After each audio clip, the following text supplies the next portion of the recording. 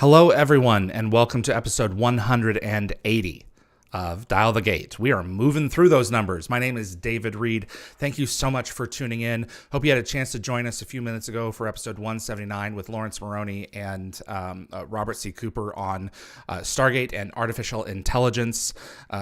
In that theme, we're continuing with a chatbot that Evie Cahill, one of our wormhole extremists, has designed using some software that's online, a chatbot based on Jack O'Neill's personality.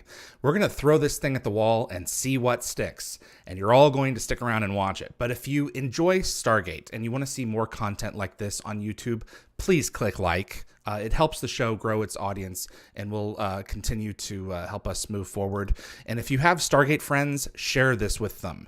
And if you want to see notifications about future episodes, click the subscribe icon. Giving the bell icon a click will notify you the moment a new video drops, and you'll get my notifications of any last-minute guest changes. And clips from this live stream will be released over the course of the next few weeks on the Dial the Gate YouTube channel. As this is a live stream, we're going to invite you in the YouTube chat to submit questions to the Jack O'Neill AI, which we will then present to the AI and then see what it spits out. So let's just see how close we get with this. Thank you so much to my panelists in this episode. I have Frederick Marcoux, our web developer for Concepts Web. I have William Murphy, our buddy and nuclear engineer, who's always a gas to have around. He's always insightful.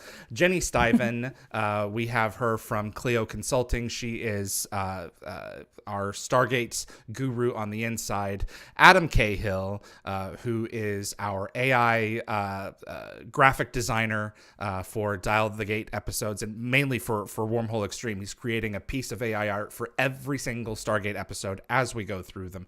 Nicole Rodriguez Galdo and Yvonne Cahill, Evie Cahill, our Wormhole Extremists duo. Welcome, everyone.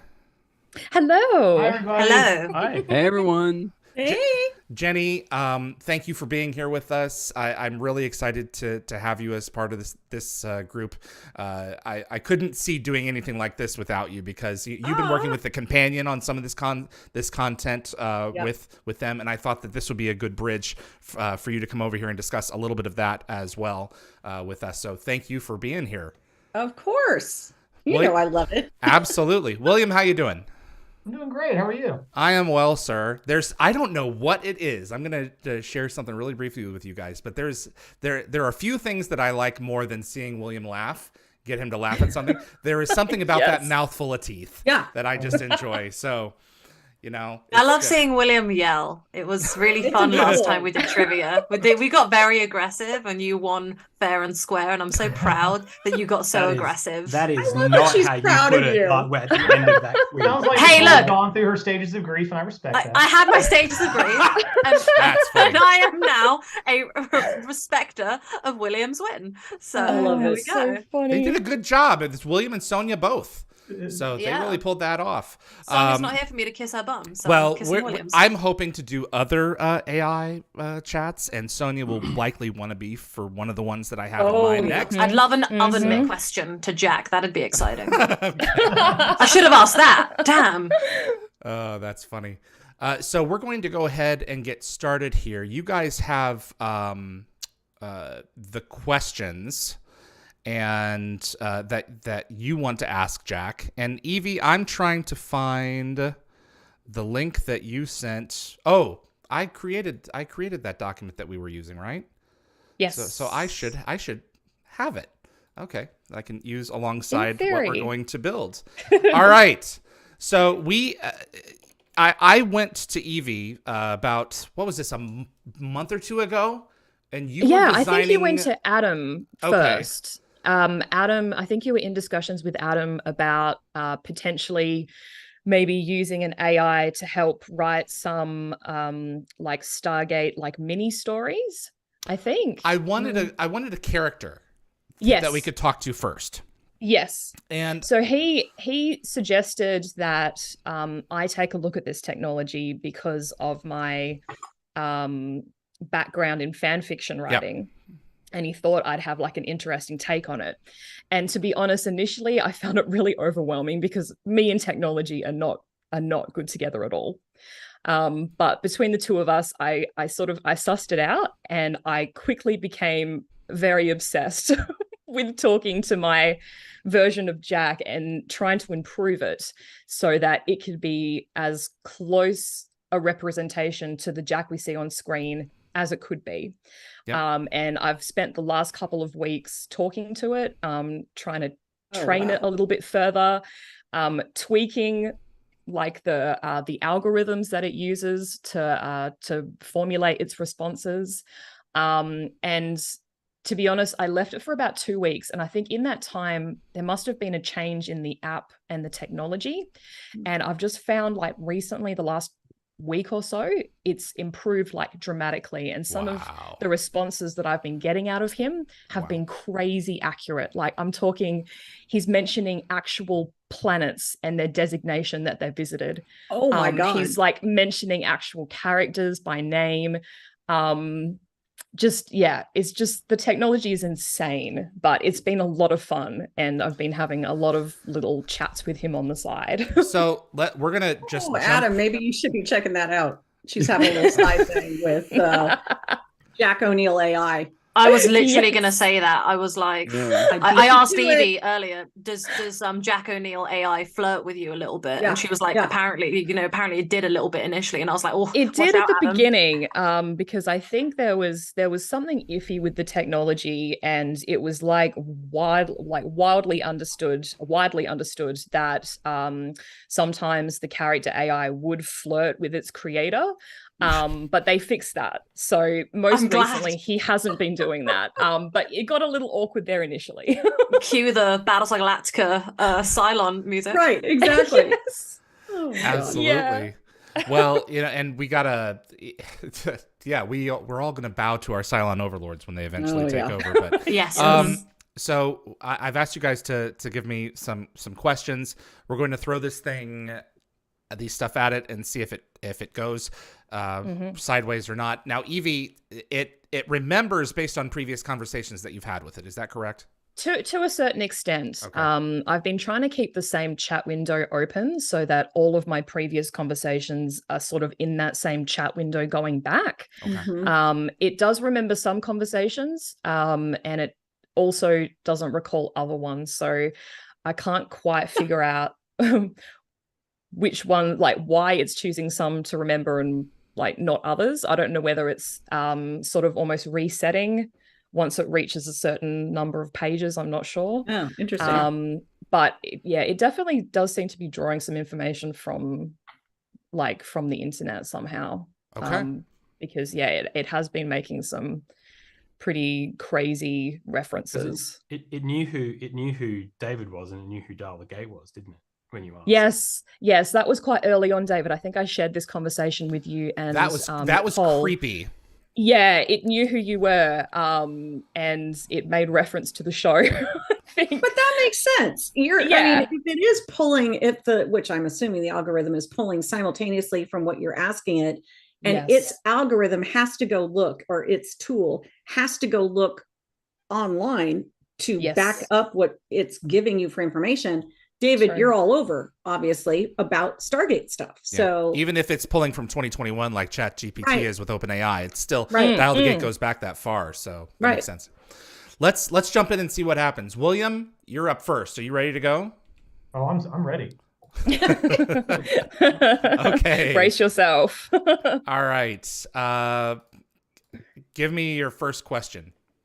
All right, so saying that this happened to him a few times, and I'm worried every time I go out the door this might happen to me. But I asked AI O'Neill, do you have any advice for someone if a replicator sticks their head into your forehead? Their hand. Yes. Okay. Do you have any advice for someone? And at the end of the show, we will release this tool to everyone. So, but until then, we're keeping it under lock and keys, but at the end of the episode, I'll share it. One more time, please. What, a question? Yes, please. I'm sorry. I'm sorry. Do you have any advice for someone if a replicator sticks their hand into your forehead?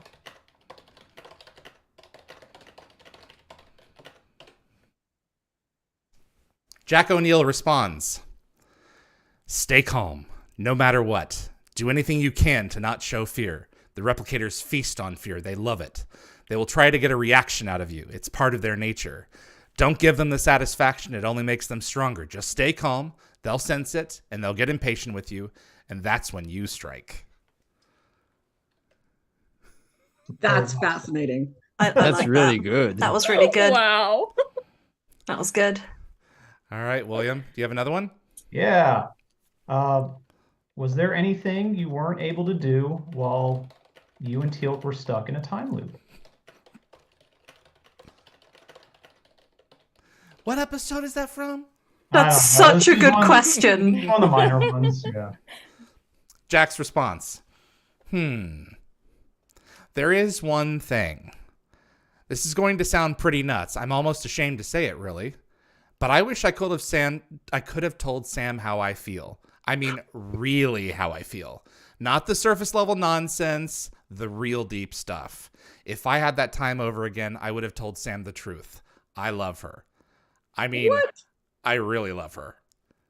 There were a lot of times during that ordeal where I could have told her I love her. I wanted to more than anything, but I knew that if I told her, it would be only more painful when the time loop reset. So for her own sake and for her own sanity, I held my tongue. It tore me a little inside, but I knew it was the right thing. It's a shipper. I'm gone. I'm dead. Evie, you had to have like given it fan fiction or something for it to be so spot on for what every fan wants. But how would it know? Well, the only thing that I told the AI, like I built it into his character description, is I just said that he loves Sam, but it's a secret. Like, that's all I said. Unplay then. Okay. I've got to ask a follow-up. I love you, Evie. Was there anything really silly and reckless you wish you'd done while in the loop? You're trying to pull it away from the shipper drama, David. Oh, absolutely, he says. How dare you? Oh, absolutely. For example, I would have gone for a ride on the back of Teal'c's staff weapon. What the hell? Just the idea of doing something that stupid makes me laugh every time I think about it. I would never do it in real life. I know it's a terrible idea, but there were no rules in that time loop. I could have done anything and suffered no physical harm as a consequence. Anything. And I used that privilege to its fullest. God, I can't tell if it's like a witch's broomstick or if he's using it in a really inappropriate manner. Yeah, you'd ride the staff weapon like a child's hobby horse? Yes, exactly. Now you're getting it. Oh, thank God we veered away from what I feared. Jack says, just imagine the look on Teal'c's face if he saw me riding his staff weapon like a horse. I bet he'd be furious. Just thinking about it makes me laugh. I wish it would have been the most childish, ridiculous, immature thing I've ever done in my life. But that's what's great about this time loop. I could be childish, ridiculous, and immature all I wanted because there would have been no consequences afterwards. Wow. Love it. That is fantastic. All right. Well, then, can you share any of the risky and dumb stuff you did? Jack responds, here's a simple one. I ate everything in Teal'c's fridge. Everything. Not just all the food, but every single condiment. I've never seen Teal'c so angry before. It was the first time I had to deal with that level of rage. He was ready to kill me. Chuckles. Poor guy was really upset, but I got a really good laugh out of that reaction. And is Lawrence hanging out for this? Because he would be loving this. So we're going to have to tell him to check it out. Yeah, because he would would be eerie seeing that kind of ties to Teal'c's reaction to the ice cream snatch and unnatural selection. Like, that's what I was thinking about. Yeah. Deep core stuff. That's kind of eerie. And also, when the time loop resets, the refrigerator fills up again. So yeah. That's funny. Yeah, you shouldn't be mad when they do their final loop. They'll all be back there. Right, exactly. The principle of it, Nicole. That's right. Teal'c's fridge is his. Don't steal his food. Place. Oh my God. William, number 3. Number 3, and this is the one I wanted to get some weight on. Do you have any regrets from your time as commander of SG-1? Ooh. Wow.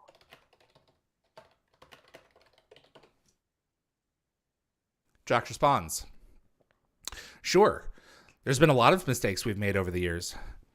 We've had to make some really hard decisions, some controversial decisions, and sometimes it feels like you're stuck between a rock and a hard place. I'm a realist. I always try to make the best decisions, but there are times when there's no good option. You just have to choose the best of a bunch of bad options and hope for the best. I've made peace with the decisions I've made. Some of them were hard, though. I will admit that." Oh. I mean, he's not giving specific example, but I don't think Jack would either. So Probably not. Like leaving fifth on the planet. Yeah. Right. Or beating the crap out of Brother Malchus after the rocket blew up in the red sky. Right. That's right. Closing that door on the other side. That. Oh man. Yes. Yeah. Yes. Yeah. Or almost getting Mayborn a couple times. I'd be interested to see how he responds with Mayborn. Frederick. Yeah. What's your first question? I really wanted to know that one because nobody ever asked him this. How did it feel to get the ancient knowledge crammed inside your head? And not like you felt like, I speak Latin. Like, how did it feel like? Jack responds. Super intelligent. It was extremely overwhelming. My brain felt like it was going to explode. It was like a million voices all screaming at once. I felt like my own mind was being obliterated, replaced with something else, something alien, something unearthly. So yeah, it was a really weird experience. It was really uncomfortable. It caused me a lot of pain. That's something I never want to experience again. again. Well, we don't know. I mean, this is Colonel Jack O'Neill, so I think it's. Didn't you design it for around like season 7, Evie? Kind of. I mean, there was a couple of I did because I called it. I mean, I called it Colonel, but I think you can probably ask him questions from later in the series and just see how he responds. Okay. Well, his second hit on the repository was still when he was a colonel. Let's try it. But you downloaded the Ancient's knowledge into your brain twice because you thought it would save the planet. You did manage to locate the outpost in Antarctica that held the drones that beat Anubis, but you downloaded the Ancient's knowledge into your brain twice because you thought it would save the planet. You did manage to locate the ancient outpost in Antarctica that held the drones that beat Anubis, but still. Mm-hmm. Yes, I have done many things for the sake of the Earth, no matter the personal cost to me. The second time I downloaded that knowledge, it was a sacrifice I was willing to make. That's interesting. It was a tough decision, but it got the job done. That's my responsibility. As the leader of this team, it was my job to protect Earth. So sometimes you have to put your personal comfort and safety to the side. Sometimes you have to do what's right, no matter the cost to yourself. Wow. This is pretty good, Evie. Yeah. It's pretty good. I'm getting goosebumps. Pretty damn good. Yeah. I mean, I think that we should definitely, David, send this over to Lawrence and Brad because I think the voice is so much better even than the last version that we did of the script, which they got pretty good by the last version that we did with RDA. But this is, so what was that? That was December or November, David? I can't remember when the last one was that we did. So in 4 months, this is, Moore's law exponentially. I mean, if there's something beyond Moore's law, this has gotten better in 4 months. And we're assuming it's a similar tool too. So when we share this one at the end, it may be, Yep. All right. It's crazy. Like I said, I've been working on this for like a couple of weeks now, and I put it aside for about 2 weeks. And when I came back to it, a whole heap of stuff had changed. Yeah. So it's amazing how quickly things are evolving. Yep. And I'm always asleep when Evie's playing, so I don't always get to get involved. Frederick, you have another question? Yeah, second one. Who's your best friend? Teal'c or Daniel? Oh. Daniel. That's probably the hardest one I could think of. So okay. Which one do you think he's going to say? I really don't know. I would say Daniel, but at the same time, I would say he picked Teal'c. one. Oh, really? He's good at picking favorites. Whoa. Wow. Jack's response. Daniel. Oh. Not only is he my best friend, he's like a brother to me. His mind works differently than the rest of us. He thinks more deeply and with a lot more nuance than the rest of us. He sees things in a different way. He's a great guy. I value our friendship, and he's helped me through some difficult times. Wow. But doesn't that he... just hits you in the feelies. Yeah. Doesn't I he... know, but it makes me sad for Teal'c. I'm sorry. I know. I know. Yeah. But I'm curious, doesn't he annoy you at times? Maybe a little bit. Sometimes. He's so pedantic, and he loves to ask a million questions every time he sees something new. He's like a kid, but you can always count on Daniel to do the right thing, even when he gets on your nerves. I trust Daniel with my life. The fact that it just pulled out the word pedantic, which is literally in the character, but it's one of the character descriptions of Daniel early on. So the fact that it pulled that out is kind of amazing. Yeah. Okay, so Frederick? Yes. What's your next question?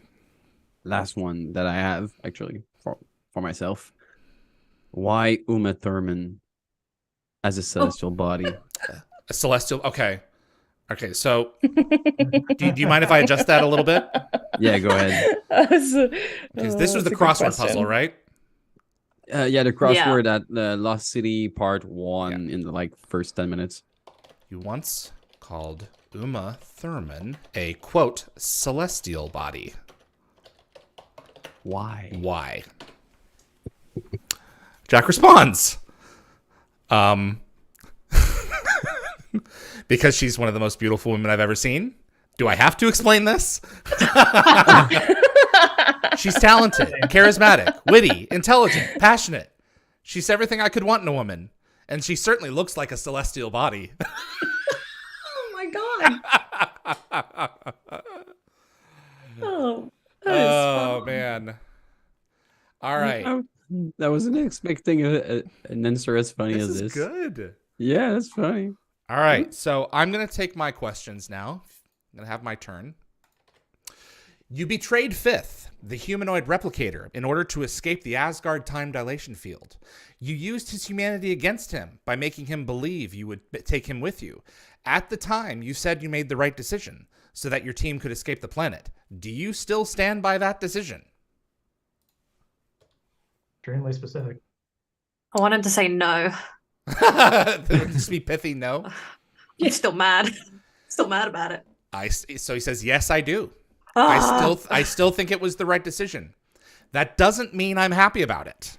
Fifth was a sentient being. He was capable of love and loyalty. He had this has to know the content of the episode. He had emotions and dreams. He was almost like a real person. But we were in a really tough spot. We had to make a tough call. I don't regret my decision, and I never want to think about what happened to Fifth again. It still haunts me. Wow. Does he know that Fifth made a replicator and sadly got some comeuppance? Let's see here. Do you think the feelings of hurt and betrayal he felt led to his vengeful... I need to know how to spell vengeful. V-E-N-G-E-F-U-L. Actions against your team? I think so. We betrayed him, so it makes sense that he could be vengeful. We hurt him, so he wanted to hurt us back. What we did was wrong. I'm not proud of it, but I stand by it. There was no other choice in that moment. We made the best decision we could with the information I had at the time. I'm not going to blame myself for choosing my team over a replicator. Oh, man. Wow. Nice. Wow.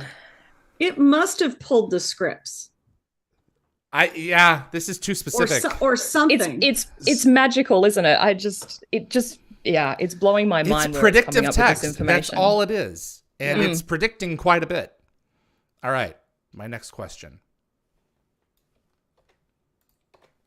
You spent several days running from noted documentary filmmaker Emmett Bregman, who was trying to get you to sit down for an interview. Okay, background on this. When I watch Heroes, at that time I was already trying to get Richard Dean Anderson to sit down with me for an interview.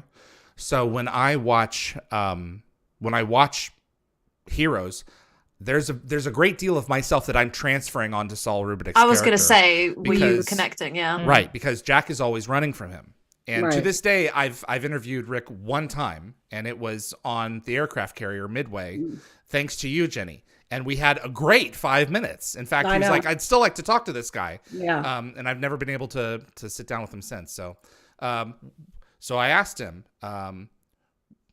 you spent several days running from him, who was trying to get you to sit down for an interview. The president himself assigned Bregman to do the job. Were you afraid he would paint Stargate Command in a negative light? A little bit, yeah. I was worried that Bregman would see Stargate Command as this cold, emotionless machine. Or that he would see us as some kind of totalitarian organization that keeps the public in the dark and wants to control everything. I was worried he would come across as we would come across as these ominous figures hiding in the shadows. I was also worried that Bregman would ask about some of the darker aspects of our history. There are some things we have done that I'm not proud of and didn't want that to be public knowledge. Wow. Evie. Damn. What are your thoughts? No, I want your question. Yes. Sorry. I'm like doing 5 million things at once. No, you're good. All right. apologize. So my first question was, as the 2IC of Stargate 2IC? Command. Yep. You're often Is that second in involved- command? Second in command, yep. Thank you. Go ahead. You're often involved in training new staff members before their first off-world missions. What advice do you give them? Good. Ooh, I like that one. Da-da-da-da-da-da. My questions are so basic by comparison. That's I feel like fine. I Say, failed. I like some ideas. Mine are so boring compared to your guys's. You guys did great. I tell them to be patient. It takes time to learn the job. You're not going to become an expert overnight. I also tell them this isn't a game. This is the real deal.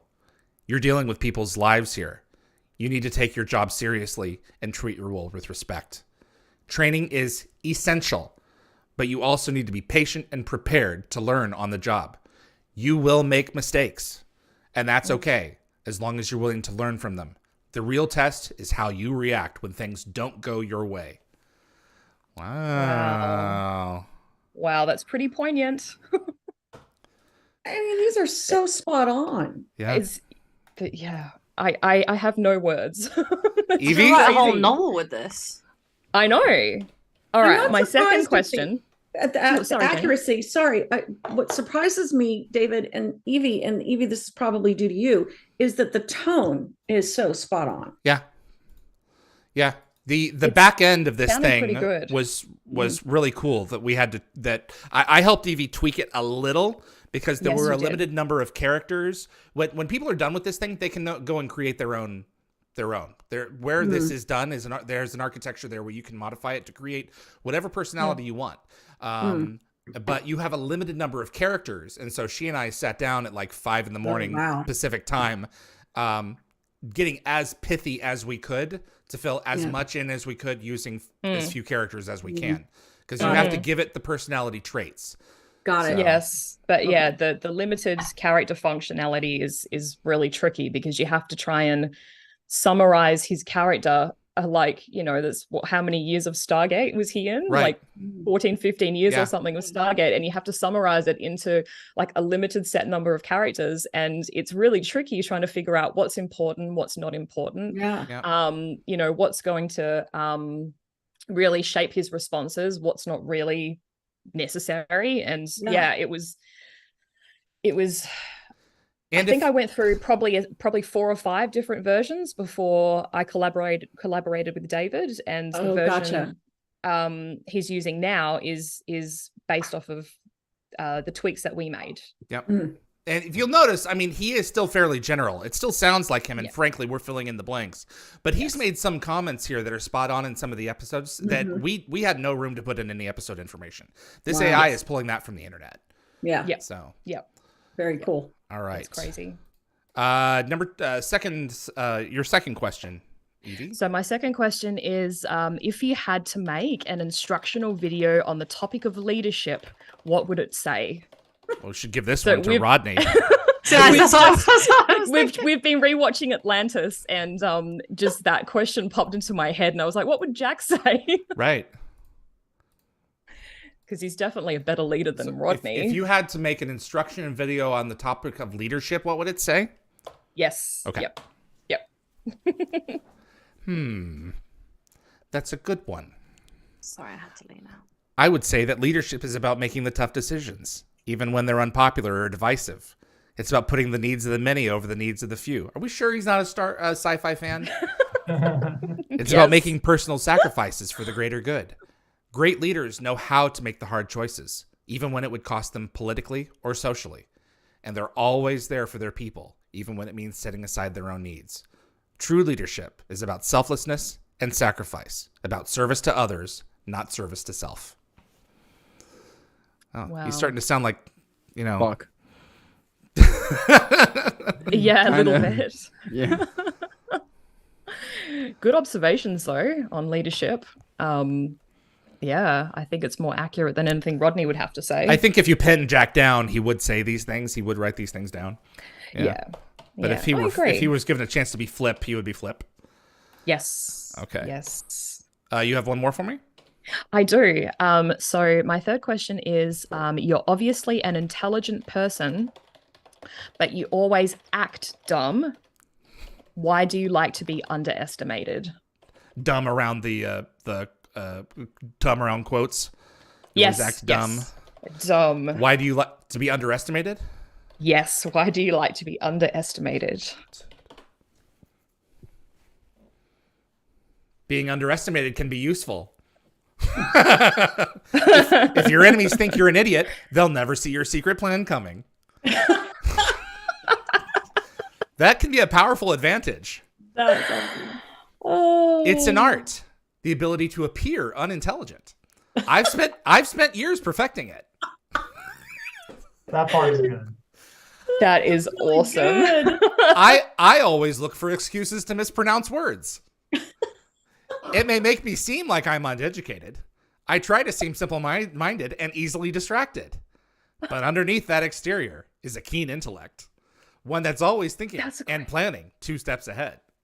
That's how I've managed to keep an edge over my enemies. Wow. Oh my God. Like, That how did he is know brilliant. about the word mispronunciation, which is like a Jackism? How did it even know that? I had put nothing about that in the description. So good. That is nuts. It was ridiculous. We had what was it, 300 characters, 200 characters to work with on his personality traits.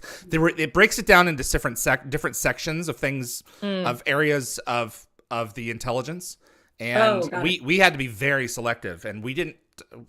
Did we put something about it being?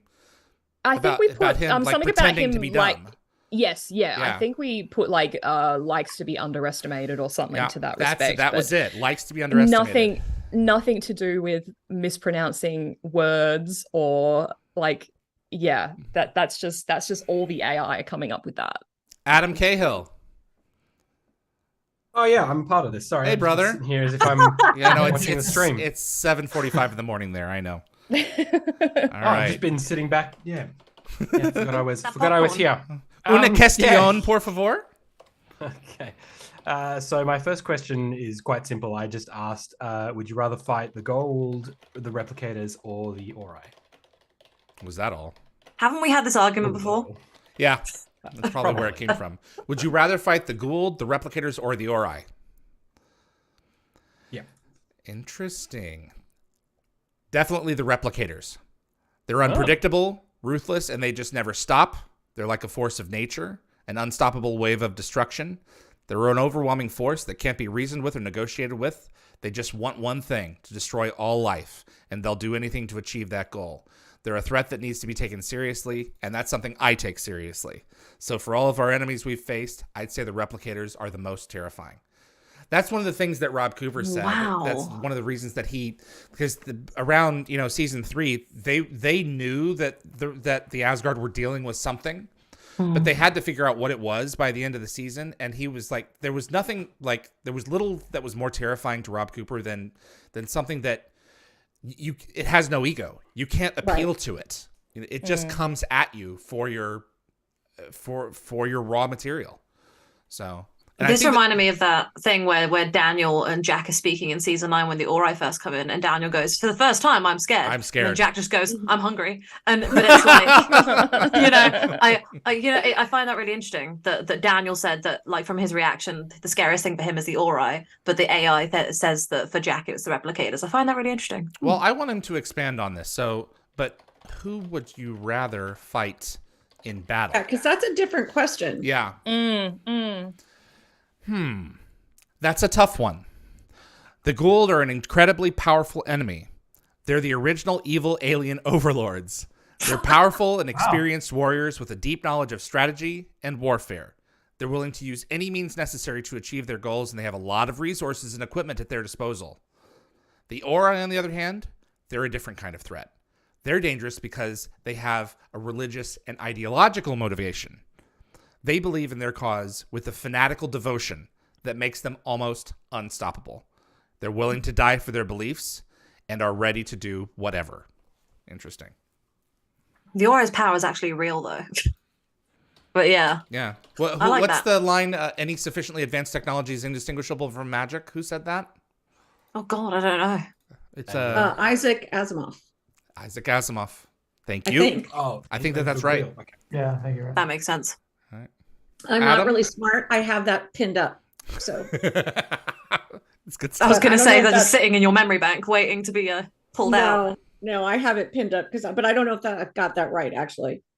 I think it's someone of that ilk. Yeah. Yeah. Adam, do you have another question? Yeah. So out of all the missions you've been on, either on Earth when you're working special ops and off world as leader of SG-1, do you have a favorite, as in like a favorite mission? And off-world as the leader of SG-1, do you have a favorite? Yeah. Do you have a favorite? Out of all the missions you've been on Earth when you're working in special ops and off-world as a leader of SG-1, do you have a favorite? Is that right? Okay. Yeah. I like that you included Earth as well, Adam. I think that's good. That's interesting. It's a differentiation because there were definitely Earth adventures. It's hard to pick just one, but there are a few that stand out. We had a tough mission involving a secret Russian underground facility. It was a risky operation, but we were able to get the job done and bring down the entire facility. I was pretty proud of my team for accomplishing such a difficult task. There was also a mission on a distant planet where we encountered an ancient alien relic. The thing was powerful and unpredictable, but it was also a source of tremendous knowledge. We learned so much from that mission about the universe and about ourselves. So the first one is which one is the he Siberia talking about? mission. Well, wait, is it Watergate? Yeah, but he didn't really do anything. The Russians kind of I was going to say that one was actually kind of an easy mode because it was the water aliens would have just straight. He walked in and they were all dead. They just had to move the water out. He would have loved just having the Russians be embarrassed that they cocked Yeah. effectively. That's probably why he liked it. And the second one was like fill in the blank, like is the next one not the next one sounds like Tom and Tantalus Relic in a bottle? It honestly almost sounds like Message in a Bottle. Yeah, that's really. But we learned so much from that mission about the universe and about ourselves.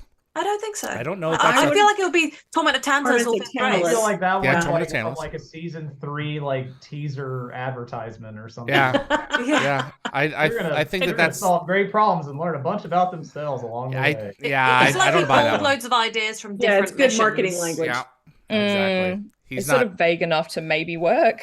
Yeah, but the AI is showing its stripes. You know what? I figured it out, guys. It came from a Stargate novel, not an official episode. I'll find one, and that'll be the answer. Yeah, exactly. Do you have another question, Adam? Yeah. Has anyone ever told you that you look like MacGyver? Without the technological ingenuity. Yeah. Richard Dean Anderson. Just okay. I am aware of the comparison. And I hate it. I'm not even remotely like MacGyver.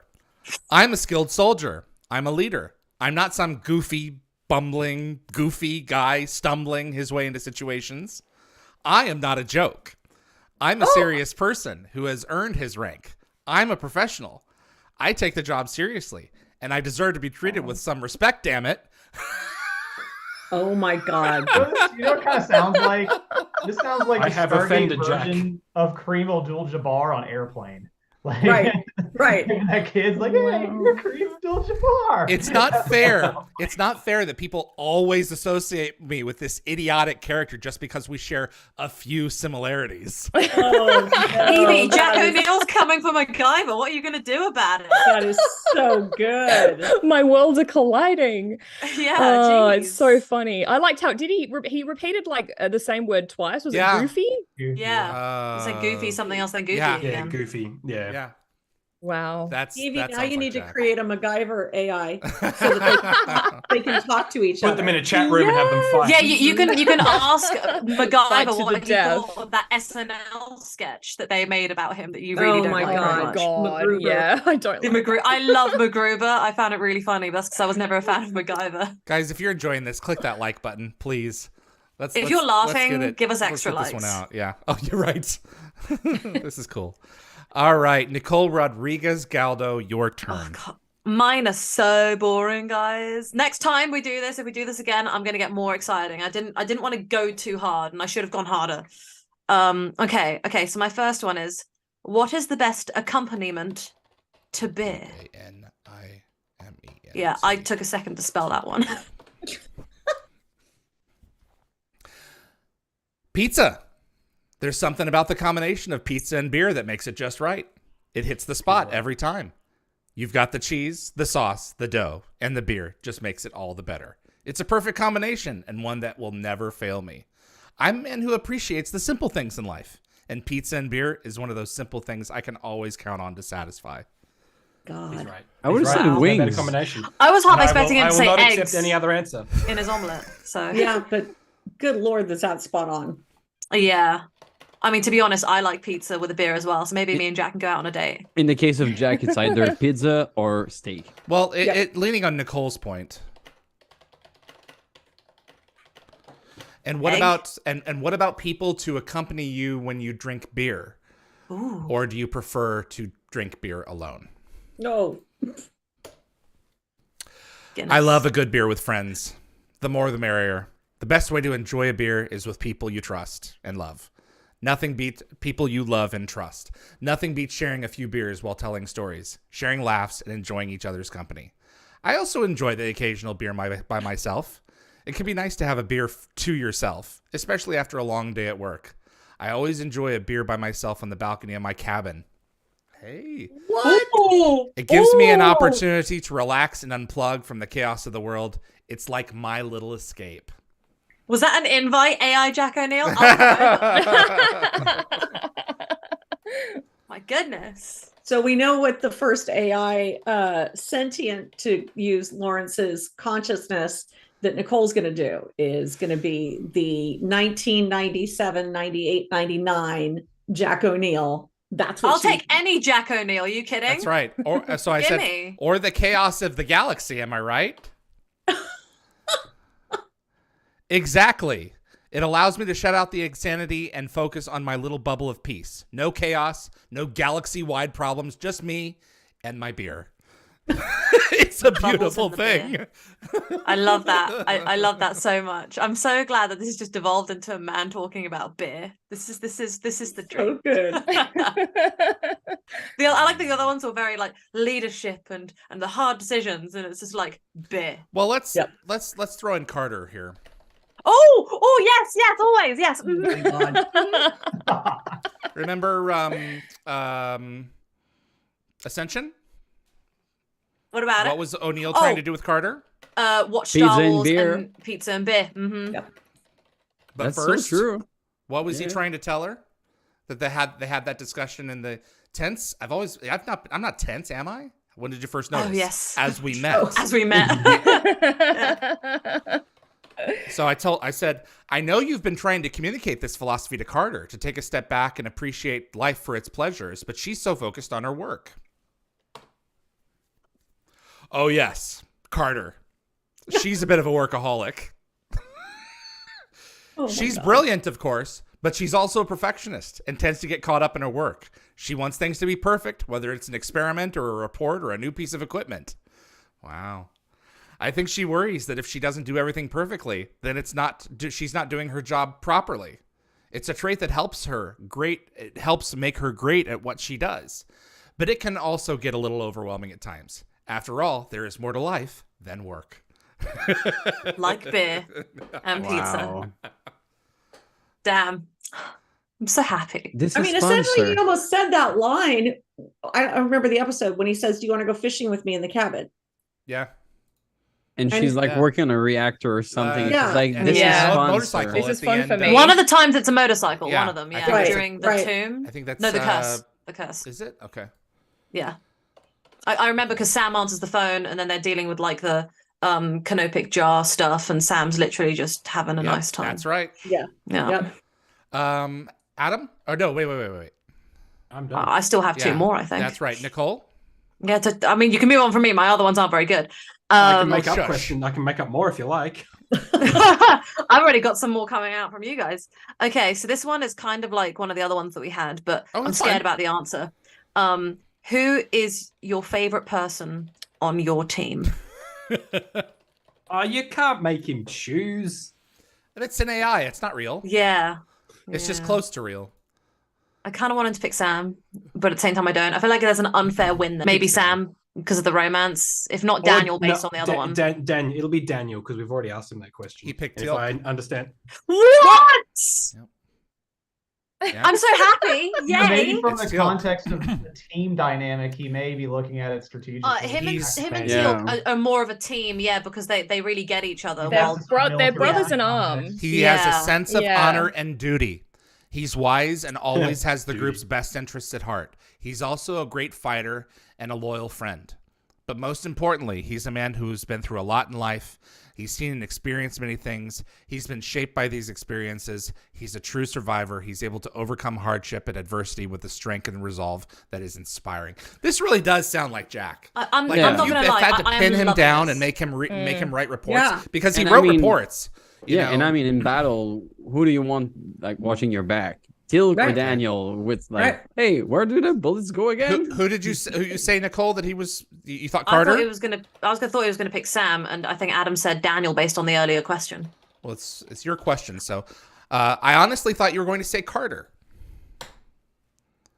Carter is certainly up there. She's an amazing scientist and an incredible asset to the team. She's always thinking outside the box, and her intelligence and creativity are essential to our success. We'd be lost without her. But there's something about Teal'c that, he's standing by it. There's something about Teal'c that I admire. He's strong, a Yeah. silent type, a man of few words and many insights. I Wait, love he really it. said that? He said that, a man of few words and many insights. Oh He's man, wise. can you send that to me? Because I I gotta can. send that to Chris because that's just hilarious. I don't think It's not Teal'c it has been getting enough stuff this Yeah. episode, so I'm really happy. He's wise and perceptive, but he always offers a steady hand in times of crisis. He's the man He you want by does. your side in a fight. What I just said. If I had to pick a member of SU1 to like support me in a fight or give me a big hug when I'm feeling down, I'd pick Teal'c over anybody else. Absolutely. You know, Tilk. Yeah. he's so supportive. I love that. I'm really glad I picked Teal'c because honestly, that relationship sometimes, you know, like I don't appreciate it enough. I'm always sitting there like Sam, Jack, you know, because I ship it. But yeah, Okay. Yeah. What? Do you have a? Okay. Do you have another I one? have my Nicole? last one. Okay. I have my last one. Okay, so my last one was why is The Simpsons so good? He's always talking about it. I want to know. It's funny. The Simpsons has a unique brand of humor. It's pure hilarity. Every episode is full of jokes and gags that make you laugh out loud, and the characters are so lovable. It's a wonderful show that always puts me in a good mood. The Simpsons is my go-to show when I want to relax and unwind. It's a great escape from the stresses of the real world, and it always helps to put things in perspective. It makes me appreciate the simple things in life, and it reminds me not to take myself too seriously.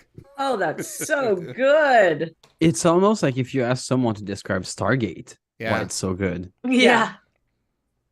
What's anyone have favorite episodes of The Simpsons? Oh, please, out of 30 seasons? Yeah. I couldn't identify one based on the episode name. I could only tell you from like a you're talking to the right guy then. I mean, Mr. Plow would be a classic. That name again is Mr. Plow. Halloween Special 4 is mine. Terror at 6 feet up or whatever it was. There's a gremlin on the side of the bus. My single favorite episode of all time is I Love Lisa. I watch it every Valentine's Day. Okay, that's what I was just gonna. I love Lisa, but I choose you. But the other one I love is when Lisa meets Paul McCartney and decides to be vegan. Oh, Lisa the vegetarian is the name of the episode. And and that one. But then the other one, and I can't remember the name of the episode. William, you or Tim would know it by heart.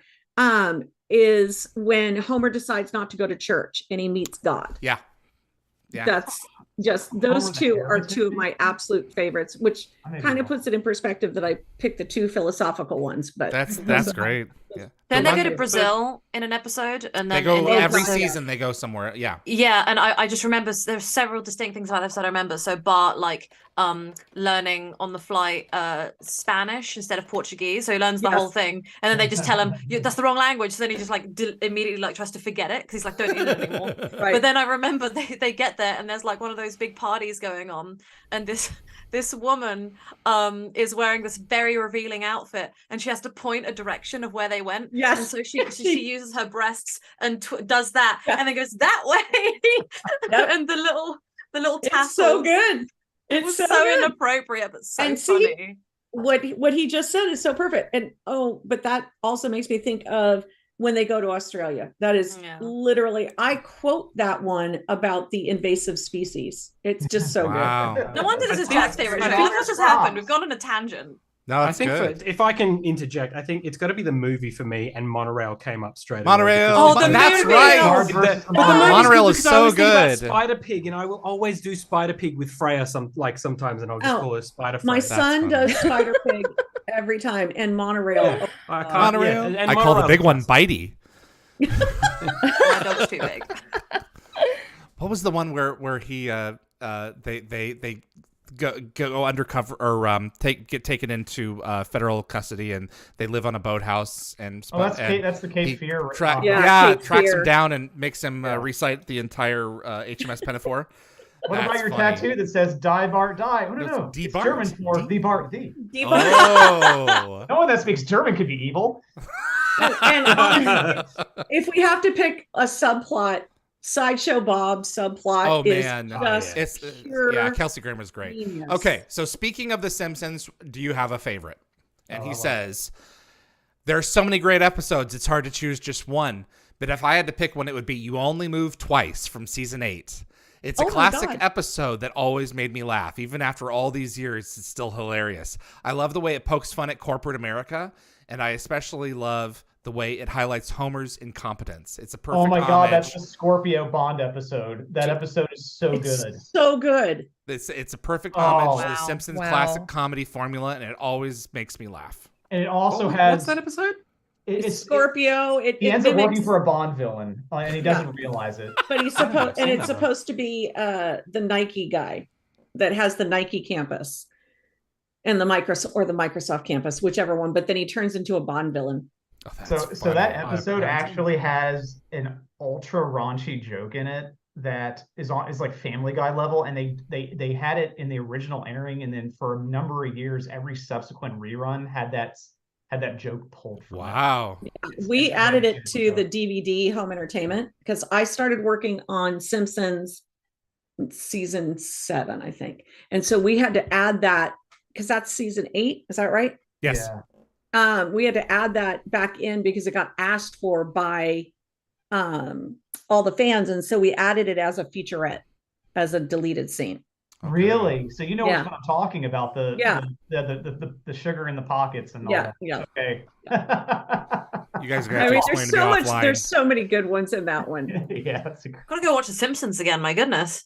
Okay, we're gonna have to accelerate a little bit here, Jenny. Yes, sir. Okay, so Nicole, you thought yours were simple. I thought yours were great. Mine, I was going for what I thought a newer AI would need super simple questions. So That's what I was going for. mine are dumbed down beyond belief.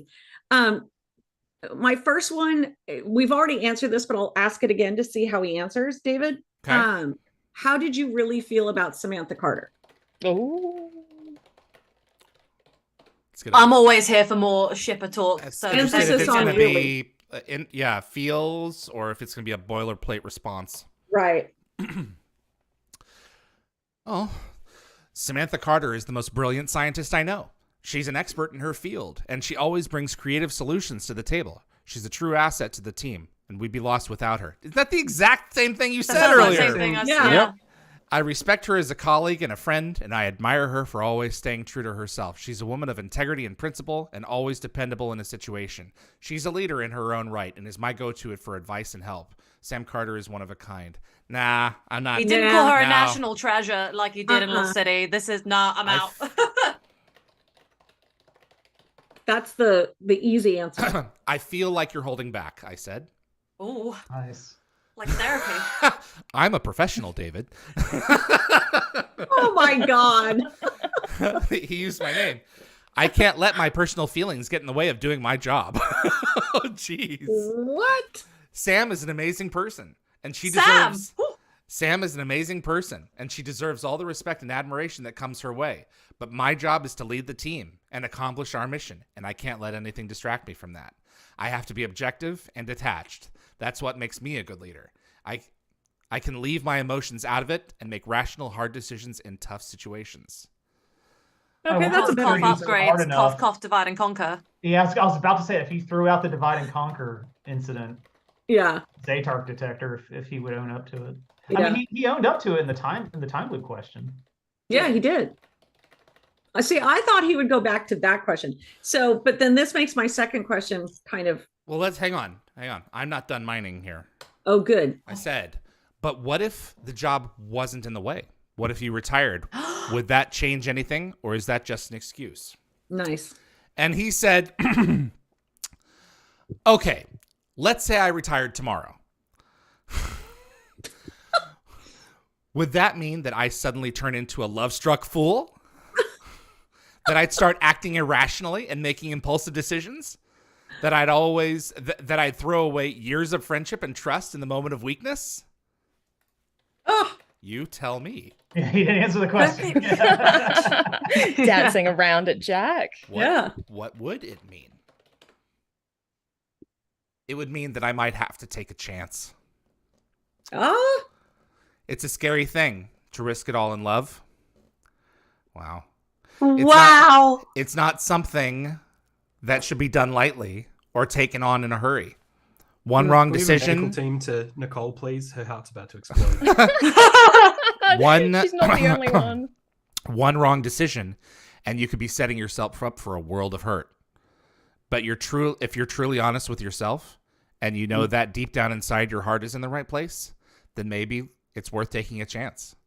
It's all about doing what's best for your own happiness. Love is precious, and love is rare. Believe me, I know. And life is too short not to take that chance. Wow. wow. I'm gonna need RDA and Amanda Tapping to come back for like a 5-minute mini thing written by Brad Wright with all that dialogue, but made a bit I'm more not done. refined. What? We're going to dig this out. We're digging. I still feel like...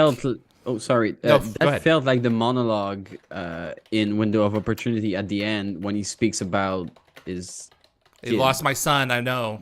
Yeah. It has the same Yeah, kind of it has emotion the same and intensity. background. Yeah. All right. does. So I still feel like you're dancing around the subject, Jack. How do you really feel about Carter? God, David. You'd be a brutal lawyer. He says, fine. She's the one, okay? I am in love with Samantha Carter. Space. There, I said it. Perfect. That was the answer I was looking for. Yay! Forward this to everyone at MGM. Try and get Stargate back and make it a romance. All right, Jenny, That was a number lot. 2. That could This be a is subplot. great. Okay, so my second question makes that question answer interesting. Jack, did you ever go back to Adora to Lara? Jenny! No. How Why dare would you ask this? Because I had a 1-2 punch to it. I'm afraid I can't answer that. What? There are some things I can't talk about, especially when it comes to matters of national security and military intelligence. Oh, bullshit. I know that's not an Jenny! answer that will satisfy you, but I hope you understand that sometimes there are certain things that need to be kept confidential. Oh, come on. God, Wow. I've got like That's crap. PTSD back to Citizen Joe when that woman's like, do you think that Lara was with child? And he's like, we'll just have to find out in the sequel with the tissue. And I was always Yeah, like, that's- shut up, woman. We never Yeah. found out. Yeah, stop so I'm calling talking BS. about it. I know. Just tell him you've got the highest level of clearance. Well, what about Maybe the baby? Evie deliberately Right. deliberately changed it, like deliberately put something in there so that Jack doesn't remember her, so we don't ever talk about her again. She could have. I'm going to have to open the hood underneath and see what's up. Yeah. A matter of national security? You know, there's a rumor she might have been pregnant with your baby. But the Jack O'Neill I know wouldn't have left his child. Holy cow. Getting right in there. David! Look, I can't confirm or deny any of these rumors. What? Jenny, you've opened up a horrible can of worms and I hate you right now. Why would you do this? But if there This is was a fun. rumor that I might have a child out there on some distant planet, then I would say that this is a very serious matter. I take my responsibilities seriously, especially my responsibility as a father. I would never abandon a child of mine. If there is any truth to these rumors, then there are some very serious questions that need to be answered. But the bottom line is this. If a child of mine has been left behind, then I will do everything in my power to find them and do right by them.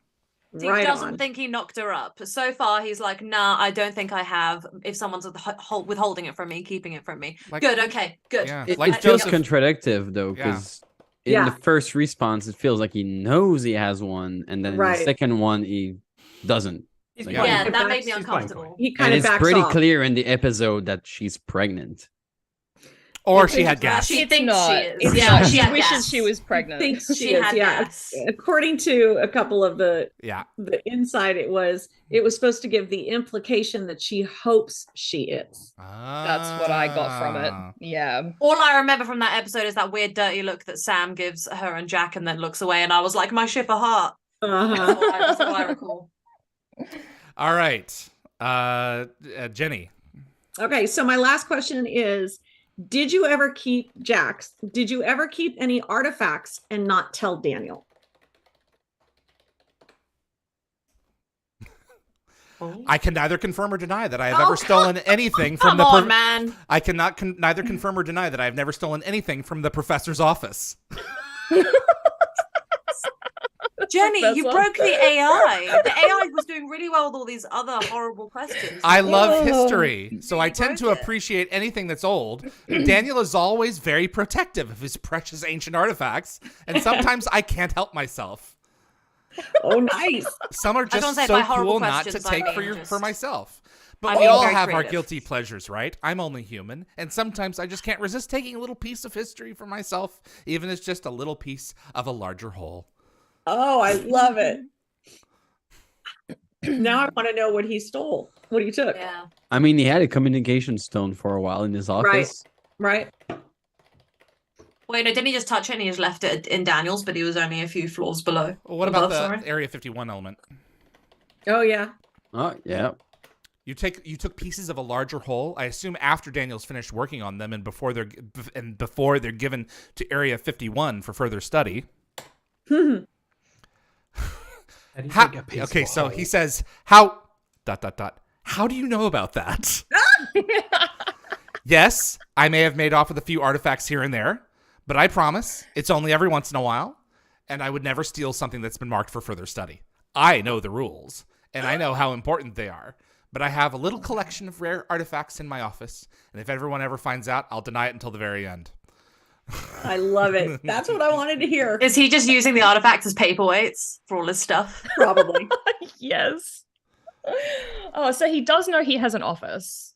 but he's keeping it under wraps because that's where he hides all of his For the stolen record, you do have an artifacts. office. That's funny.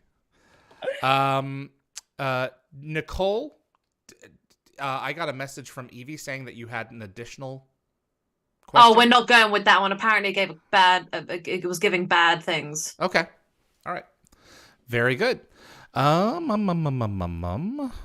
right. So let's switch over to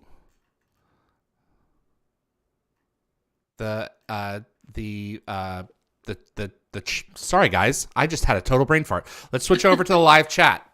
You've spoken a lot today. It's okay, David. Okay.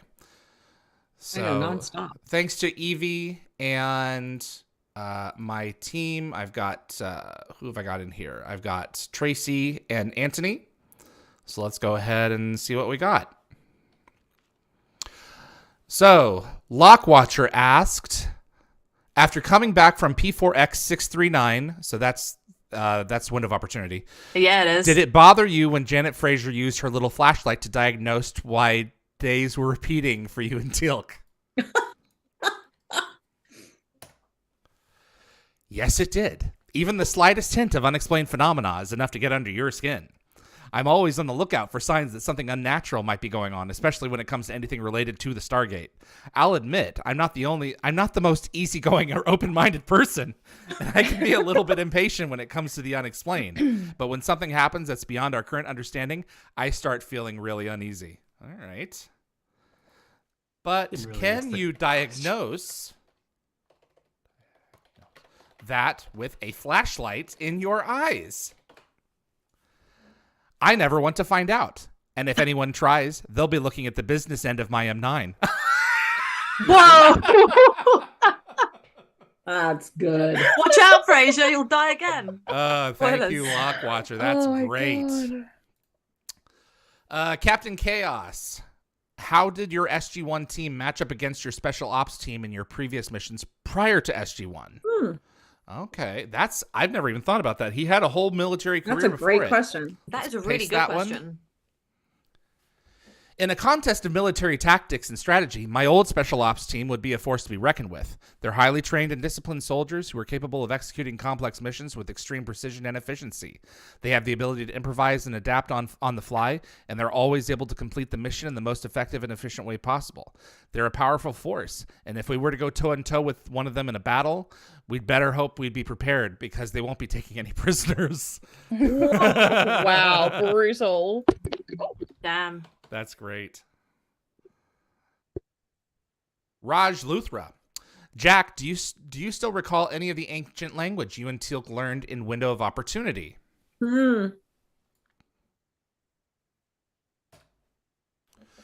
My knowledge of the ancient language is unfortunately limited. I can recall a handful of phrases, but I wouldn't be able to hold an extended conversation.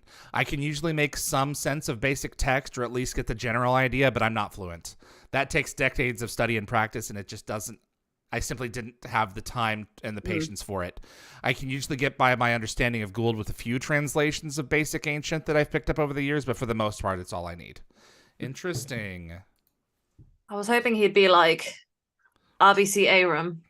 Yeah, the word RBC Aram means to give up. Yeah. Not surrender. I would have loved for that to just be what he said. That would have been cool. That That would would've have been been really great awesome. if he would have just spouted out some ancient. So the first novel that was put out by Fandemonium deals directly with that, and it was called Trial by Fire by yes, I have Sabine that. Bauer. Oh, yeah. Haven't read it though. In it, the conceit is that he remembers all of his language skills from Window of Opportunity and is able to speak fluent ancient to other members of this society. And it was one of the things that I had a hard time buying. But yeah, it was cool. Are you guys all good? Yeah. Okay. Yeah. I haven't read Trial by Fire, and now I'm scared to read it because that just doesn't sound right. You know, I've collected those, but there's some of them that I've just never read because the storyline didn't appeal to me. And that's one of them because I just didn't, I didn't believe that he would either by choice or just because he is who he is, right? Right. It's just, that almost the way Yeah. his brain works, his brain would just say, "Nope, done. I don't need it." I recommend is it Alliances by Karen Miller? I like Yeah. that one because it's like season 4 post Kinsey drama it's Kinsey drama post The Other Side. Yeah. And it's very unique and very interesting, and I really enjoyed it. I feel like I should reread it to see if it's accurate. So Teresa MC asked, would you like to spend some time on Atlantis? And I've refined this to say, the first time you were there, Atlantis, this is what I wrote. The first time you were there, Atlantis was overrun by replicators and you and Woolsey were pinned down. Would you still lie to spend time on Atlantis now that the threat is gone? Absolutely. That experience was traumatic, to say the least. We were attacked with no warning and no time to prepare. It was a terrifying ordeal and would have been hard for anyone to keep their cool in the middle of that chaos. Even with the threat gone, I still admit I get a little jittery whenever I think about Atlantis. But that's all the more reason to go back. Face your fears head on. I'm not one to back down from a challenge, especially when it comes to exploring and learning about ancient civilizations. I love the word jittery. That's so perfect. Yes. Maybe when he returns to Atlantis, there'll be a lovely buffet, as he says. A buffet? Yeah, he calls it a buffet. And a hot toddy. Yeah, because Woolsey complains that like he gets him like a nasty flavor of like bar or something. So he's like, yes, there was a lovely buffet, you know. Like, it's true. Troy Patience asked, Jack, how would you describe yourself? I'm a professional, a soldier. I'm hardworking, loyal, and passionate about my job. I'm committed to the mission. I'll do whatever it takes to get it done. I'm also a good leader who knows how to motivate and inspire people. I can make hard decisions and take care of business when the stakes are high. I'm a leader in my own right, and I'm always ready to take charge and lead the team to victory. So in other words, I'm pretty awesome. Cool. I'm surprised it hasn't on the back. Evie and I, when we would run it, he would say "for crying out loud," and I haven't heard him say it yet. No, it's interesting, but he would definitely say it, and we didn't teach him that. So he pulled that out on the Chatbot. Yeah. Wow. Yeah, but he hasn't said it today. Damn. Tin Man. When you kept drawing the face with ketchup and mustard, did you really lose it? Hang on. How do you guys feel about AI after all of this? I'm very impressed. I'm a bit disturbed because, it's that question of like, how aware is it, all that stuff. Will it ever evolve? But if I just ignore all that future Cylon Skynet level stuff, right? I think it's really wonderful. You know what? It feels like I'm kind of almost like talking to Jack O'Neill. It gives me a weird warm and fuzzies, like I'm living like almost the dream. It's not him, but it is him. I mean, Jack doesn't exist. It's Rick, in filling that performance. But there's enough here that we fill in the blanks. So okay, so Tin Man, I've modified the question a little bit. When you were stuck in a time loop, you got really frustrated and drew a face on a plate with mustard and ketchup. You said you were going to lose it. Did you lose it? I may have let the emotions get the better of me. It's hard to think rationally when you're stuck in a time loop, and things can get pretty frustrating and scary pretty quickly. So I may have overreacted a bit, and I'm not proud of that. But I think it's normal. You're dealing with a situation like this. I'm only human, and you're going to make mistakes. I'm going to make mistakes from time to time. But I'm also a professional soldier, and I always put the mission. He repeats that a lot. I put the mission first. So while I may have lost it for a moment, I'll never let it get in. It's like the window of opportunity episode like broke him, where he like lost his soldier kind of vibe because he went nuts. Right. Yeah. And so he's constantly trying to reassure himself, being like, I'm a soldier, I'm a professional, I didn't do anything, I'm good. I like that. Richard Noling. Jack, what are your thoughts about fishing? Oh, I like that one. I live and breathe fishing. It's my hobby, my passion. And I've spent a lot of time trying to perfect my craft. I love being out on the water, relaxing and enjoying the peace and tranquility, and maybe catching some fish while I'm at it. Whoa! So, yeah. There's no fish in that pond. Well, depending on what reality. We're in the turtle timeline now, right? There you go. Fishing is not only a beautiful way to connect with nature, it's also a wonderful way to cleanse the spirit. It helps clear my mind, and it's a great way to stay grounded and focused. I could talk about fishing for hours. It just makes me that happy. I love that answer. When he said he was perfecting his craft, before he confirmed that there was like fish in his pond, I was like, perfecting your craft of just sitting there with a fishing rod in the water and not doing anything. Like, what are you perfecting? Practicing the whatever, I don't fish, the throw, whatever you call it. Yeah. The right. The reeling in of nothing, no fighting of the fish. Right. Henrik Danielson, what are your opinions about Richard Dean Anderson? Oh, that's good. I'm a huge fan of his. He's talented with a lot of range, and he's capable of playing many different types of characters. He's been a great asset to the Stargate franchise, and he's always been a wonderful person to work with. Just a little fourth wall breaking there. I love that. I would have loved him to say wormhole extremists. I've always felt privileged to work with him. He's incredibly talented, and his contribution to the series has been instrumental to that success. I can't say enough good things about him. He's simply the best. Oh my God. That's funny. Jesus. Giving himself a pat on the back. Nobody plays one on TV, right? That's about as meta as you can get in terms of the chatbot being aware that he's playing a character that's played by this actor. Right, exactly. It's Ouroboros, isn't it? Right. You know, it was before you go on, you were saying that he talked about the mission a lot, and I'm so sorry. I'm going through the comments. I think it was Lockwatcher said the reason he keeps bringing up the mission is because that's the military answer. That's true. Right? That's the answer that you would give if you were in the military, no matter what. And I thought that was a great point because all of our questions were pretty different all over the place. But he this chatbot, I'm saying he has this consistent theme of I'm in the military. It was the mission. Even I cannot confirm or deny. Yeah. All of that is military speak, but in the world of the Stargate written scripts. You were just asking, what do we think about AI? I mean, aside from all of the holy shit, it's Skynet, and I'm kind of freaked out. The ability of the chatbot from when you and Evie just started doing input to come back to a broad spectrum of questions and have a consistency in the character and in the Stargate tone is really blowing my mind. I mean, I cannot wait to talk to Lawrence about this because I think everything that he was talking about in your interview about what GPT stands for and when it's talking about transformation and when it's talking about predictive.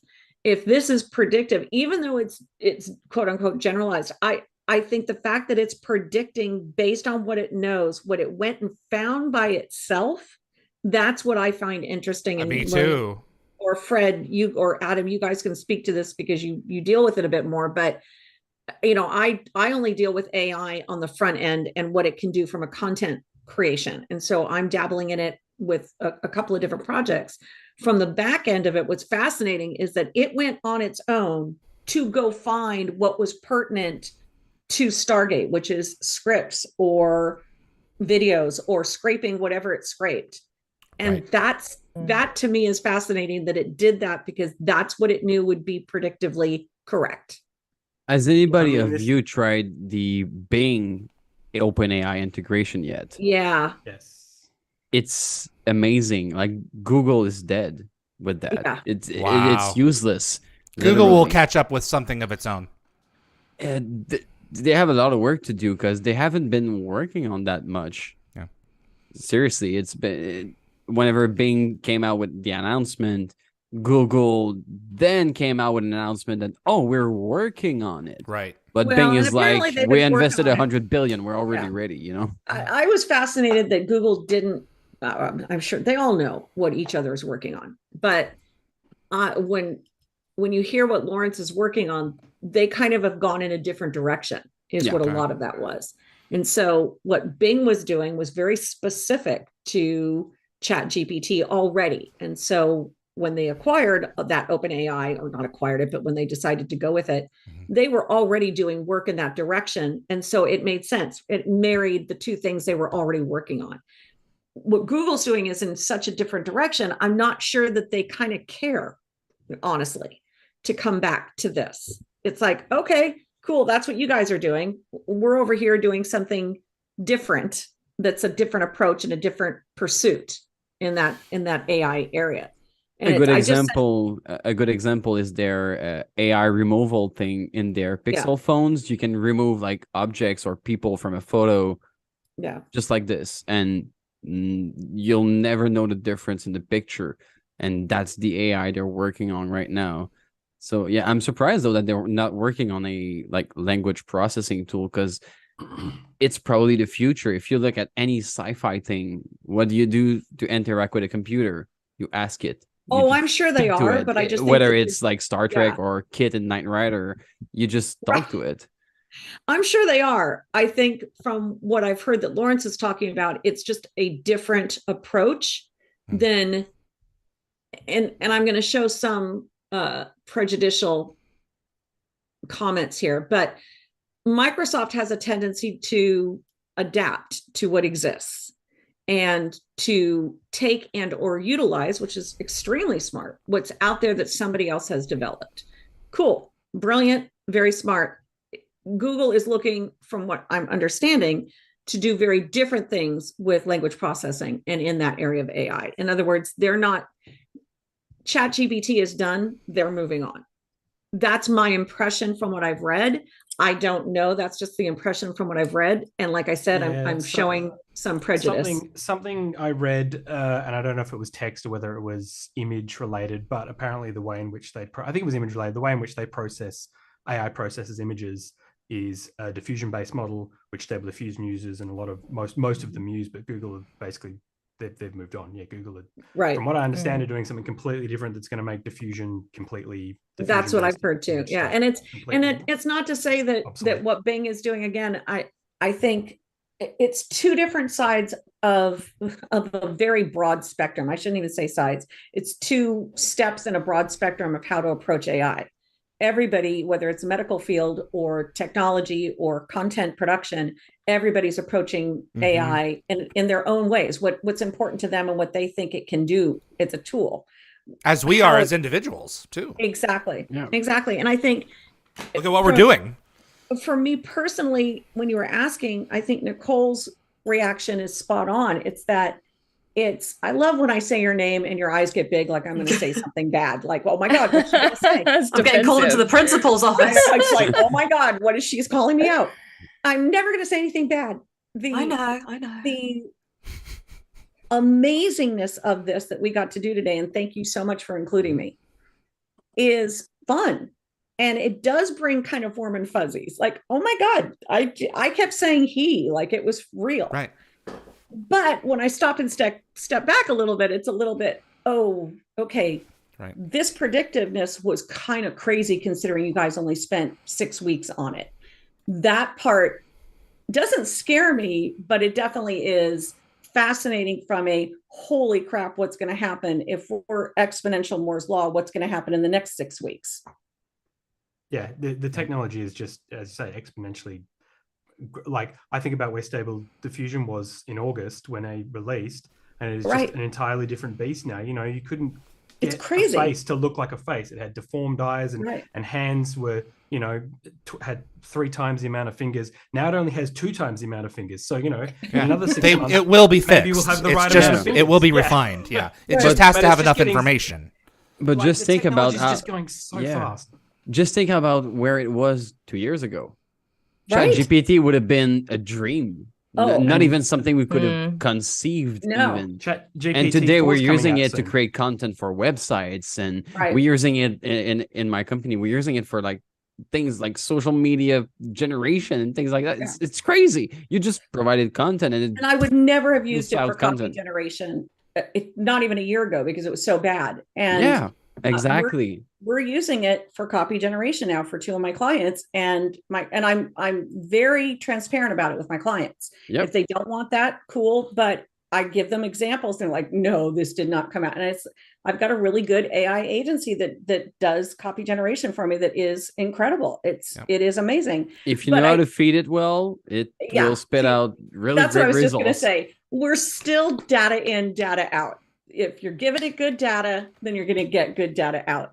I mean, that I don't know that, and William, I am sure in your business that is just could not be more spot on, that it is. I don't know that we've gotten away from that. If we're not giving it good data, then it isn't necessarily going to give us anything that is realistic. I mean, uncanny valley is still a thing in my business. It is not something that I think has been, as some of the more excitable reviewers were saying, it's been conquered. We're out. No, we're not. I mean, it's just it isn't. So I mean, that's to answer in a very long tangent, because I'm sure everybody's used to me being tangential at this point. That is my answer. Very long way around to your question. Let's do. I love how tangential you are. It's great. I'm gonna do 3 more, and then that's it. I'm gonna pick up the pace a little bit. So, Sean Betts.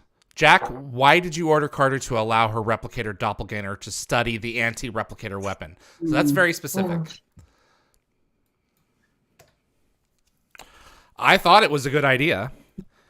Carter knows a lot about the replicators, and her counterpart had a lot of useful knowledge about how they work and how to fight them. I thought that allowing her to study the weapon could give us a valuable edge in combat. Wow, this is... The more information we have on that enemy, the better off we are. Even if it means letting them examine our tactics and our weapons. It's a risky move, but I think it's worth taking. We need all the help we can get if we're going to survive this war. Interesting. Yeah. I mean, in the case of the replicators, it's not like our tactics would have done anything. No. Yeah. Christopher Davis, what does Cree mean? Oh, does he remember? Cree is a Jaffa word. It means attention. It's an expression of respect and obedience.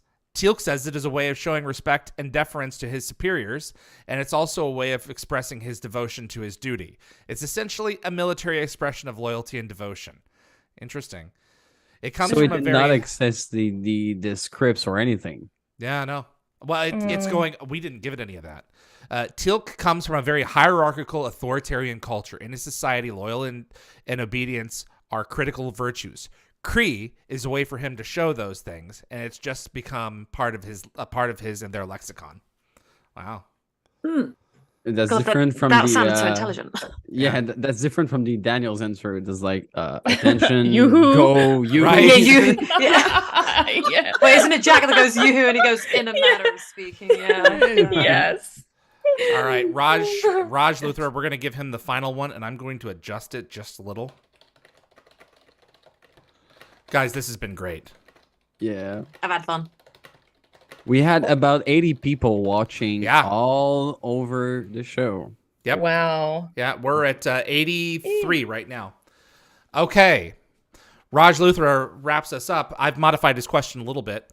Jack, why do you think Mr. Burns might be a Goa'uld? And I added The Simpsons. Because he's an evil, twisted, and arrogant sociopath. Yeah. Yep. He cares only about wealth and power. He's manipulative. He's deceitful. And he'll stop at nothing to achieve his goals.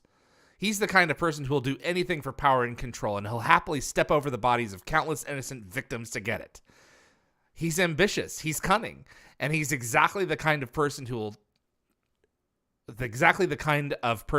would take over a planet for his own purposes. He'd make a great Goa'uld, but he's way too selfish and egotistical to be a good host. Wow. Oh, that's good. That's facts. Thank you, everyone. Would one of his Jafami be William? I have one last that actually is someone in the chat that has submitted it. And I'm just really curious to see what the AI would answer to that, because it's similar to one of my questions. Okay. I just closed it. Evie, do you still have it open? Yeah. Yeah, Okay. I can open it. Go ahead. Okay. Okay, Let Evie. So take this is one. a question from Dan Band. She's been so Yep. quiet. I'm going to give her a chance because she's accessing as well. So Jack, what do you think of Mary Steenburgen? Steenburgen. Oh. See, Steenburgen? Steenburgen. Okay, sorry, I read it wrong. You're all good. Steenburgen. Steenburgen. I thought it was a joke. That's a great question. Okay. He's thinking. When does he bring up Mary Steenburgen? Forgot. If in Heroes, if I could have dinner with anyone in the world, Thank it would you. be Yeah, Mary that's Mary it. Steenburgen, yeah. Yeah. When he's listing off stuff for Saul to take away. Do we you know okay, why? Evie? Yeah, That he's really generating it quite slow. It's interesting. Yeah, So he in the episode said he said she's so hot.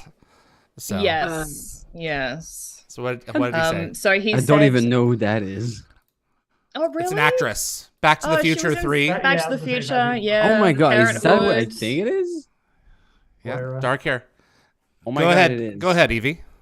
So what he said so far is she's great. She's an amazing actress and she has an incredible range. She's capable of portraying all kinds of different types of characters and she's always entertaining to watch. She has a real talent for comedy, but she can also break your heart in her dramatic performances. She's truly a dynamic performer with the ability to convey a range of emotions through facial expressions and her voice. She's a talented actress with a lot of heart and soul. All right. That's very similar to the Uma Thurman question. Yes, it was. Yeah. What'd you say, I've William? Just asked her I was just gonna say that kind of starts, portraying really what the AI is, which is a fancy data aggregator. Yeah. So I've asked, but isn't she hot? And it's got in brackets blushing, and because she's There you go. attractive, yeah. But she's also a great actress, and that's what I find. Oh, trying to get back to the respect thing. Yeah. Shut up, AI Jack. That's funny. I like it. He's trying not to be sexist. He's trying to keep it on the straight and narrow. Yeah. It's taking an episode from 2003 and it's being like pressed like noodles through a machine from 2023. So exactly. the answers are going to be a little bit different. Correct. Everyone be safe. Yeah. We respect women. Well done, guys. Very well done. This has been so fun. This has been a trip. Yeah, Thank you, guys. Thanks for including me. I love you guys. I love this crowd. It's Evie. Evie largely made this happen with refining the tool. So this could not Evie have asked happened Jack without how her. I was when I was sick a few weeks ago, and I got some lovely things to cheer me up while I was very ill. So yes, nice. I asked what he'd write in a card, like a get well soon card for Nicole. And he came up with like a really basic poem. It was quite funny. Really? But I appreciate it. Okay, that's very cute.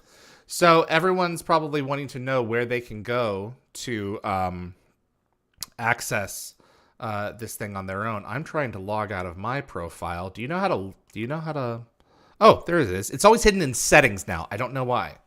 So what is it that we've been using? Everyone wants to know. So it's character AI. Yep. So it's so you type it. You can go to your browser. Beta.character.ai. Yes. And that's where you can go.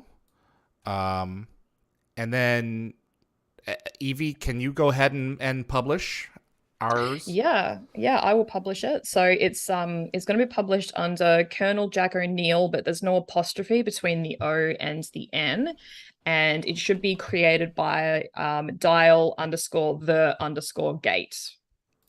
Yeah. So if this thing will work for me here, But I'll do it. So you can Jack O'Neill. Anyone can chat. So there is one that already exists, designed by Zedekus. Yes. That's another one. That is not the one that we used. So let I'm me gonna know. have to have a lot of fun with that. Oh yes. Yeah. Oh yeah. I'm looking at the I'll be documentation. curious I'm to like, see holy crap! I kind can of, do a lot of things. Yeah, I'm curious to see what kind of other conversations he has with other people. Yep. I'm really curious to see. I don't know who said it, but like seeing O'Neill versus another chatbot, like discussing something. Right. Oh no, I'd love that. I want to That's see a good that. idea. I want an AI versus AI challenge, and then you get the better of them both, and you put that AI against another one that's even better or something. Yeah. It's a real Sam trip. Carter and a Rodney It's a tournament. AI, put him in a room and ask him the question, who's smarter? Exactly. And then who's the last one standing? Right. So I put the link in the description for Character AI. You can go there and just fill out the information, and we'll go forward from there. So, yeah. Anything, Evie, you wanna say about the tool before we wrap it up?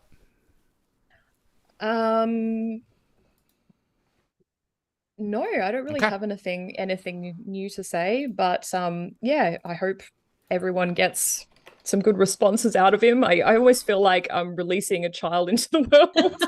Absolutely. So Sorry, I'm not seeing it yet publicly. No, nor am I. I don't know whether it takes a second to, okay, but we'll keep an eye on it, and yep. you go there to beta.character.ai, and that's where you can have a good time. So, all right, guys, I'm gonna go ahead and wrap up the show. Thank you so much for hanging out, and we'll be back with trivia before summer hits. So we'll be seeing you, all of you, real soon. Wormhole Extremists is tomorrow, and we've got, which ones have we got? No, don't talk about it. Oh. Wow. Well, I hope you show up. Message in a bottle. Thank you. Yes. Is it message in a bottle and family? Family. Yeah, that's it. Message in a bottle is a good episode. I agree. And it's a bottle show. I was saying to Nicole, there's a little Easter egg in one of the AI images. Yeah. That is going to be very exciting. They're cool. They're really cool. Everyone, please come and watch. They're my favorite images I've done so far, I think. Oh, really sweet. All right, guys, I'm going to wrap up the show. I'll be right back with you. Bye, guys. Okay. Thank you, everybody. Bye. Bye. All right. My thanks to everybody for making this episode of Dial the Gate possible, to Evie for helping to create the build for the AI, and it's over at beta.character.ai, where you can go and check that out. In the description below, we'll have the details once the chatbot is fully published. Next week, we have Kate Hewlett, Jeannie Miller in Stargate Atlanta. She's back for her second episode to talk about her film, The Swearing Jar. I highly recommend you go and watch that. That's March the 18th at 12 noon Pacific time. We have her. Then Robin Mosley, who played Malachi in Window of Opportunity and Dr. Reimer in season 10 of SG-1, is going to be joining us the 18th of March at 2 p.m. Pacific time. I'm really looking forward to talking with him about one of the most, it's the biggest episode of SG-1 anyone recalls, and he's the guest star for that episode, so I'm thrilled to have him. That's all that I have for you guys here. If you really enjoyed the episode, give us a like. Means a lot. It makes a big difference with YouTube moving forward and helping to grow the show's audience. And if you enjoyed this, comment on it saying so, and let's see who you'd like us to develop next as a character, and who we could potentially bring on perhaps to voice that character in terms of generating the responses. So who would you like to see next? Let us know in the comments, because I think this was successful enough that we can do another show. My thanks to Tracy and Anthony helping us curate responses in the live chat.